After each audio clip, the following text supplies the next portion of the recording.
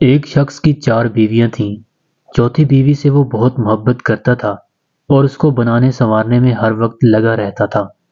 تیسری بیوی سے بھی وہ محبت کرتا کیونکہ وہ بہت خوبصورت تھی، جو اسے دیکھتا گرویدہ ہو جاتا۔ اسی لیے اس کو یہ خوف لگا رہتا کہ یہ کسی اور کی نہ ہو جائے، اس لیے اسے چھپا چھپا کر رکھتا تھا۔ دوسری سے بھی اسے بہت محبت تھی، اس لیے وہ اس کی ساری پریشانیوں کا حل اسے بتاتی اور ہمیشہ اس کی مدد کرتی رہتی۔ مگر پہلی سے وہ محبت نہیں کرتا تھا، لیکن وہ اس سے بدستور محبت کرتی تھی۔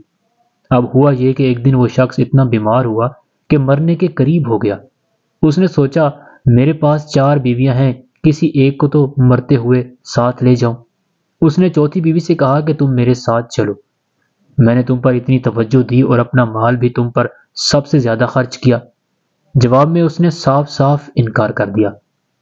تیسری بیوی سے کہا تو اس نے جواب دیا کہ دنیا میں ابھی میرے چاہنے والے بہت ہیں، میں کسی کی بھی ہو جاؤں گی۔ دوسری بیوی نے کہا کہ میں صرف قبر تک تو ساتھ آ جاؤں گی، مگر اس سے آگے میں نہیں آ سکتی۔ اب یہ بڑا پریشان ہوا، اچانک پیچھے سے آواز آئی کہ میں تمہارے ساتھ قبر تک چلوں گی، اگرچہ تم نے کبھی میری طرف توجہ نہیں کی۔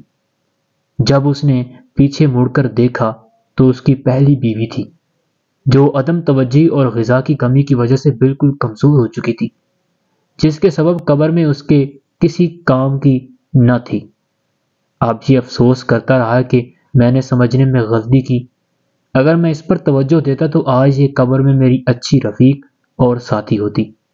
چوتھی بیوی سے مراد ہمارے اعضاء تھے، جن کو بنانے سنوارنے میں تو ہم لگے رہتے ہیں، مگر مرتے ہی یہ ہمارا ساتھ چھوڑ دیتے ہیں۔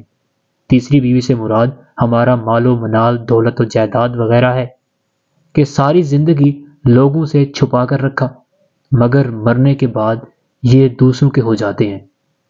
دوسری بیوی سے مراد ہمارے اہل و عیال، رشتہ دار اور دوست احباب ہیں۔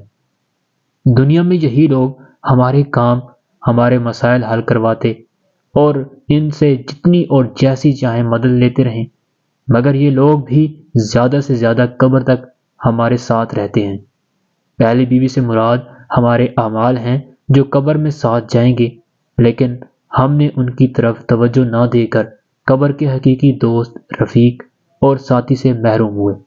آئیں آج ہی اپنے اعمال کی طرف توجہ دینے کا پکا عہد کرنا چاہیے۔ اللہ تعالی ہمیں اپنے عہد میں ثابت قدم رہنے کی توفیق عطا فرمائے، آمین۔